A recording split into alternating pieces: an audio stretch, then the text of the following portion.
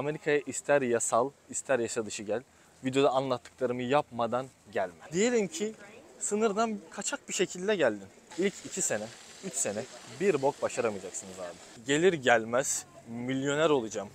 Amerikan anasını ağlatacağım. Kafasından çıkın. Kendinize zarar verirsiniz. Psikolojinize zarar verirsiniz. Eğer ki cebinde nakit yoksa bile nakit varmış gibi bankanın parasını harcayarak bir yerlere varabilirsin. Türkiye'de kardeş bildikleriniz, dost bildikleriniz burada el olurlar. Hiçbir şekilde size yardımcı olmazlar. Amerika'daysanız her zaman bir B planınız olsun ve insanlardan merhamet, hayır işi, güzellik beklemeyin. Herkese merhaba arkadaşlar, kanalıma hoş geldiniz. Nasılsınız? Umarım iyisiniz. Hepinizi selamlıyorum. Bugün hep birlikte Florida, Hollywood sahilindeyiz. Hollywood sahili bilenler vardır, bilmeyenler için Miami Beach'in yaklaşık bir 15-20 dakika kuzeyinde kalan bir sahil. Miami Beach'e göre çok daha sakin, çok daha sessiz ve aile mekanı. Türkiye'den Amerika'ya gelmeden önce neler yapmamız gerektiğinden bahsedeceğim. Amerika'ya ister yasal, ister yasa dışı gel. Bu videoda anlattıklarımı yapmadan gelme. Sıkıcı bir video olmasın, hep benim konuştuğumu, hep benim suratımı görmeyin diye etrafı beraber yürüyerek gezeceğiz. Ve ben de size Amerika'ya gelmeden önce neler yapmanız gerektiğinden bahsedeceğim. İlk maddemizden başlayalım. İlk maddemiz sağlık hizmetleri. Daha önce duymuşsunuzdur. Amerika'da hastaneye gitmek çok pahalı, kimsenin sağlık sigortası yok, olsa bile doktorlu göremiyor vesaire. Bunlar kesinlikle doğru arkadaşlar. Sağlık sigortanız olsa bile doktoru görmeniz, doktorun sizi zaman ayırması, özen göstermesi çok zor. Hadi diyelim ki doktoru gördünüz. İstediğiniz, beklediğiniz ilacı yazacak mı? Hani Türkiye'de bir antibiyotik kullanma durumu var ya. Ne olursa olsun doktora antibiyotik yazıyor ve bizim vücudumuz antibiyotiğe alışmış oluyor.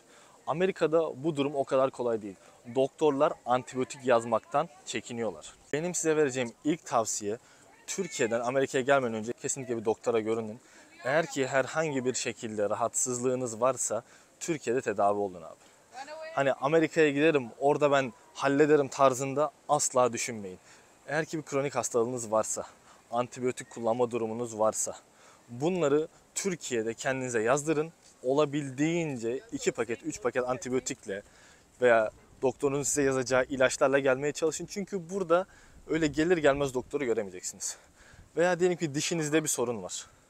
Burada diş hekimine görünmek gene çok sıkıntılı bir olay olduğu için abicim onu Türkiye'de hemen yaptır. Dolgu mu gerekiyor? Yaptır. Herhangi bir kanal tedavisi mi gerekiyor? Eğer ki durumun varsa yaptır. Çünkü Amerika'da bu hizmetler çok daha düşük kaliteli. Belki 5 katı, belki 10 katı daha pahalıya yapılıyor. Yani şöyle düşünebilirsin. Ben Amerika'ya gideceğim. İlk 2 sene, 3 sene boyunca doktora görünmek istemiyorum. Ne olursa olsun kendimi idare edeceğim. Ağrı kesiciymiş, alerji ilaçlarıymış. Bunlar zaten marketlerde satılan ürünler. Ama doktor reçetesiyle aldığınız bir ilacınız varsa burada onu unutun abi. Almanız çok güç. Gelelim ikinci maddeme. Bu da banka hesaplarıyla alakalı olacak. Tabi şu anda dolar kuru almış başına gitmiş. Bu video çekilirken dolar 30 civarında, hatta 31 seviyesine ulaşmış durumda. Türkiye'de 200 bin lira, 300 bin liran varsa buraya gelince 10 bin dolar, 7 bin dolar gibi çerez parası yapıyor. Bence bu durumda şöyle yapmalısın. Öncelikle buraya geliyorsan kredi kartına başvur. Türkiye'den başvur. Olabildiğince yüksek limit talep et. Ve kredi kartı aldığın bankaya da Amerika'ya gideceğinden haberdar et. Böylece buraya gelince hemen hali hazırda kullanabilecek bir nakit rezervin olacak. Gerekirse nakit avans çekersin, gerekirse kredi kartını buradan kullanır, Türkiye Bankası'na ödersin. Ama şunu unutmayın, kredi kartlarınızı fulllemeniz gerekebilir.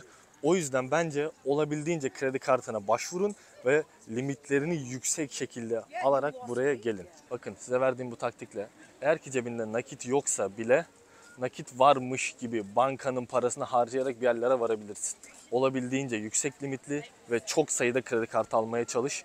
Ne olacak? Hani Türkiye'de bir mantık var ya, borcu borçla ödüyorum. Burada da onu yapacaksın. Ziraatten kartını alacaksın, harcayacaksın. Onu harcadıktan sonra gelen borcu İş Bankası ile kapayacaksın. Yani borcu borçla kapatmış olacaksın ama günün sonunda bu ipucu seni hayatta tutacaktır. Faturalarını ödemeni sağlayacaktır. Gelelim 3. maddeye. Kimlik kartlarınız ve pasaportlarınız. Dostlar, hepimiz buraya gelirken ister yasal, ister yasa dışı olsun bir kimliğiniz gerekiyor ya. Burada ehliyetinizi, Türk kimlik kartınızı ve pasaportunuzu bir kimlik niyetiyle kullanabilirsiniz. Mesela bir bankaya gittiniz. Pasaportunuzu gösterirseniz bunu kimlik niyetiyle kabul ederler. Ya da araba sürmek istiyorsunuz değil mi? Amerika'ya gelir gelmez ehliyet alma gibi bir durumun olmayacak abi. Bunu biliyoruz. O yüzden ehliyetini yenile ve olabildiğince uzun süreli al. Aynısı Türk kimlik kartları için de geçerli. Olabildiğince uzun süreli al. 5 senelik mi, 10 senelik mi? En yüksek limitten al. Çünkü buraya geldiğin zaman o kartı, o kimlik kartını, ehliyeti hep kullanacaksın. Hani şöyle düşünebilirsiniz. Abi ben Amerika'ya giderim. Değil mi? Amerikan ehliyeti alırım. Ama o düşündüğün kadar kolay olmuyor. Gittiğin eyalette senin göçmen türüne ehliyet vermeyebiliyorlar. Kimi zaman vaktin olmuyor. Sen buraya zaten öyle böyle bir şekilde gelmişsin. Koşa koşa ehliyet mi çıkarmaya gideceksin? Bir tık zor olacaktır. Veya pasaport. Düşünsene pasaportunun 2 senelik bitme süresi kalmış. Abicim sen o pasaportu Türkiye'deyken 10 senelik al. Buraya geldiğin zaman pasaportum bitiyor. Nereden çıkartacağım? Miami'deki konsolosluğa mı gitsem? İşte ben ufak şehirde yaşıyorum. Büyük şehre gitmem lazım vesaire. Bu durumlara hiç düşmeyeceksin. 10 senelik pasaportun cebinde. Geldin bir şey olursa hop kimlik niyetine kullandın. Her türlü geçerliği var. Pasaport dediğimiz zaten uluslararası kabul edilen bir kimlik belgesidir. Akşam güneşi kime vururmuş? Neyse. Gelelim devamındaki belgeye. Bu biraz daha yasal yollarla gelen arkadaşları ilgilendiriyor. Ama yasa dışı yollarla geliyorsan da bence kesinlikle yapmalısın. Bir üniversite diploman varsa bunu yanında getir abicim. Tamam mı? Türkiye'de o defterin arasından, dolaptan çıkart, yanında getir. Çalışma izninle, green card'ınla geldin. O zaman direkt diploman yanında olduğu için onu işverenlere sunabilirsin. Diyelim ki sınırdan kaçak bir şekilde geldin. Abicim senin yarın öbür gün çalışma iznin gelecek ya. Geldikten sonra senin o diplomaya gene ihtiyacın olacak. Çünkü işverenler diyecekler ki bir üniversite diploman var mı? Varsa nereden? Bunların hepsi sana gerekecek. Ama sen bunu Türkiye'de ananın evinde bırakırsan sonra ararsın. Anacım bana diplomamı gönderir misin? Nasıl gönderecek o gariban kadın? Amerika'ya gelen mi var? Giden mi var? Devamında gelse bile diploma kime verilir? Nasıl gönderilir? Bu işler sıkıntılı. O yüzden bence o diplomayı bir şekilde cebinize, cüzdanınızın arasına bir yere sıkıştırın, öyle gelin. Yarın öbür gün burada mahrumiyet yaşamayın. Gelelim 4. maddeye. Kendinizi mental olarak hazırlayın. İlk 2 sene, 3 sene bir bok başaramayacaksınız abi. Yani buraya gelip de 3 ayda arabamı, 6 ayda evimi, 8 ayda uçak aldım diye tipler var ya, bunlara inanmayın, tamam mı? Bak araba alabilirsiniz. Abicim ne bağırıyorsun ya? Dediğim gibi araba alabilirsiniz. Çünkü arabalar 2.000 dolara, 3.000 dolara satılıyor. Ama devamında para biriktirmek, bir şeyleri başarabilmek çok zor. Bir işe giriyorsun, düşündüğün gibi olmuyor. İnsanlar sana yalan söylüyor. Daha geçen gün başıma geldi. Bir arkadaşım gelecekti. Kendisine kiralık bir oda bulduk. Adam arkadaşımın Amerika'ya ayak bastığının 2. günü şöyle bir mesaj attı bana. Abi ben karımla konuştum. O kalacak yer konusunda o odamızın o arkadaşı kiralanmasını istemiyormuş. Sonuçta ben de çoluklu çocuklu bir adamım. Evime bekar erkek alamam vesaire vesaire. Ne oldu? Sen bütün planlarını kiraladığın, bulduğun bir odaya göre yaparken adam son anda vazgeçmiş oldu. Amerika'daysanız her zaman bir B planınız olsun ve insanlardan merhamet, hayır işi, güzellik beklemeyin. İmkanınız varsa tabii ki insanlara önce siz güzellik yapın. Önce kırmızı gülü siz verin. Devamında karşı taraf verirse zaten çok güzel bir dostluk, çok güzel bir muhabbet olacaktır. Burada bir sürü insanla tanışıyoruz. Diyor ki işte filancanın sahibiyle konuştum. Beni haftaya gelsene işe alacağım dedi. İşte şuranın müdürüyle konuştum. Bana en üst düzeyden iş verecekmiş vesaire vesaire. İnanmayın arkadaşlar. Yarın gel başla demediği sürece işte şu gün gel. Benim şununla konuşmam lazım. Sen şu eyalette olsaydın, şu şehirde olsaydın sana kesinlikle iş verirdim vesaire diyecek insanlara inanmayın. Bunların hepsi kolpacı, hepsi yalancı. Bakın insanlık beklemeyin, merhamet beklemeyin. Görmeyeceksiniz. Mental olarak kendinizi hazırlayın. Ve buraya gelince ilk 1 sene, hatta ilk 1 sene değil bence ilk 3 seneye kadar elinizde, cebinizde çok da bir şey olmayacak. Ne yaparsan yap, alacağı, vereceği, kiraya, borca gidecek. Zaten buraya gelen arkadaşların çoğusu Türkiye'den kredi çekiyor. Amcasından, dayısından borç alarak geliyor. İlk 2 sene, 3 sene boyunca hep bunları ödeyeceksiniz. Gelir gelmez milyoner olacağım, Amerikan anasını ağlatacağım kafasından çıkın. Bakın kendinize zarar verirsiniz, psikolojinize zarar verirsiniz. Yapmayın. İlk 3 sene, 2 sene, hatta bu yeri gelir 5 sene de olur. Olabildiğince kendinizi geliştirin. Mental olarak rahat bırakın. Unutmayın, Amerika'yı bir kısa dönem koşusu gibi düşünmeyin. Burası bir maraton. Uzun vadede performansını koruyan, ritmini koruyan kazanacaktır. Buraya gelip 6 ayda evini alamadın. Bir senede cebine 10 bin dolar, 20 bin dolar koyamadın. 3. senede evimi alamadım diye psikolojik olarak kendinizi yıpratmayın. Türkiye'de kardeş bildikleriniz, dost bildikleriniz burada el olurlar. Hiçbir şekilde size yardımcı olmazlar. Eğer ki abiniz, amcanız, çok yakın birebir tanıdığınız bir insan size yardımcı olmuyorsa o geri kalan hiç kimse yardımcı olmayacaktır. İşte benim askerlik arkadaşım var. Kuzenimin dayısının... Dayı ne bağırıyorsun lan? Benim kuzenimin dayısının komşusu işte Miami'ye gitmiş, Los Angeles'a gitmiş. Ben gitsem evinde beni ücretsiz ağırlayacakmış. Bana öyle dedi. Gider gitmez beni restoranında müdür yapacakmış falan. İnanmayın oğlum, bunların hepsi yalan mı? Niye seni yapsın? Seni ne kadar tanıyor? Sen kimsin? Daha geçen gün gelmişsin. Cebinde bir tane Amerikan dokümanı bile yok. İngilizce desen çat pat. Niye seni işe alsın? Tamam mı? İnsanlardan merhamet beklemeyin.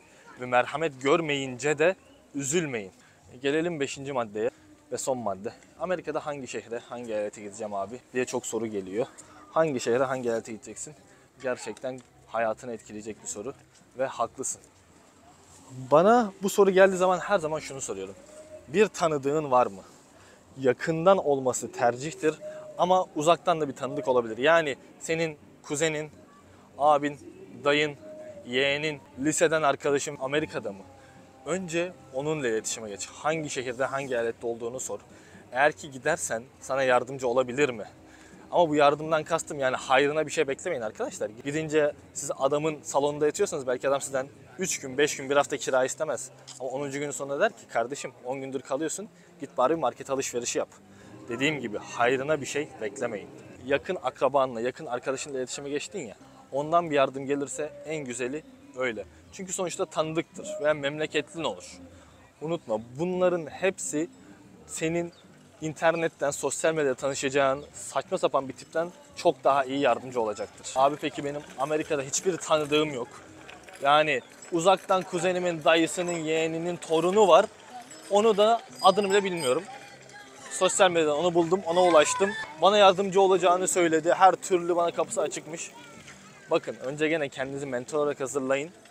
Onun bulunduğu şehre, başlangıç şehri olarak, başlangıç eyaleti olarak kesinlikle onun olduğu yeri seç. Çünkü o adam orada 3 sene 5 sene kalmış, görmüş, geçirmiş. Onun tecrübelerini kullanarak çok daha hızlı bir şekilde Amerika'da atılım yapabilirsin. Sen belki New York'u çok seviyorsun ama senin eşin, dostun alakasız bir şehirde. Anladın mı? Arkansas'ın bilmem ne şehrinde. Bence Arkansas'ın o bilmem ne şehri New York City'den, senin hayallerini kurduğun City'den başlangıç için çok daha iyidir. Peki abi benim Amerika'da hiçbir tanıdığım yok. Olan tanıdıklarım da bana yardım edemeyeceklerini, sakın benim bulunduğum şehre bana güvenerek gelme dediler. Bu durumda ne yapacağım? Dediğim gibi bu sefer de olabildiğince uzak arkadaşlarından, uzak eşten dosttan yardım almaya çalış. Ve bu uzak arkadaşlara da para önererek, yani senin onların boynuna bir yük olmayacağını belirterek yaklaşmanı öneririm. De ki kardeşim ben oraya geliyorum. Abicim, kardeşim ben oraya geliyorum. Şimdi başlangıç olarak biraz zorlanacağım. Bana biraz yardımcı olur musun? Sen bana yardımcı olurken harcadığın emeği, zamanı ben de sana bir şekilde ödemeye çalışacağım şeklinde bir tavsiyede bulunabilirsin. Bu şekilde bulunursan emin ol o insanlar da bir şekilde, sonuçta insanoğluyuz hepimiz, para kazanacaklarını, kendilerine bir fayda geleceğini düşünerek sana yardımcı olabilirler. Yanlış anlama, kimse senin kara kaşına, kara gözüne aldanarak yardım etmeyecektir. Açıklama kısmına bir site bırakıyorum. Bu siteden hayat pahalılıklarını karşılaştırabilirsin.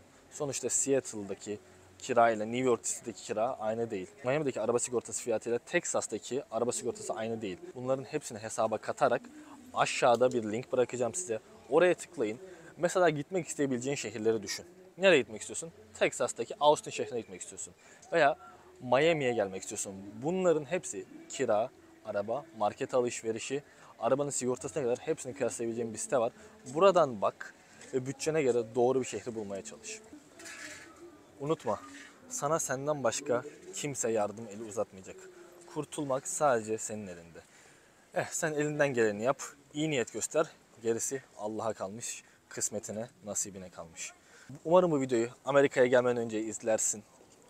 Çünkü emin ol bu bahsettiklerim çok önemli. Eğer ki bir sorun varsa bana Instagram'dan yazabilirsin. Videoma bir like atmayı, aşağı bir güzel yorum bırakmayı unutmayın. Kanalıma abone olun, bildirim zilini açın. Ozfly is out.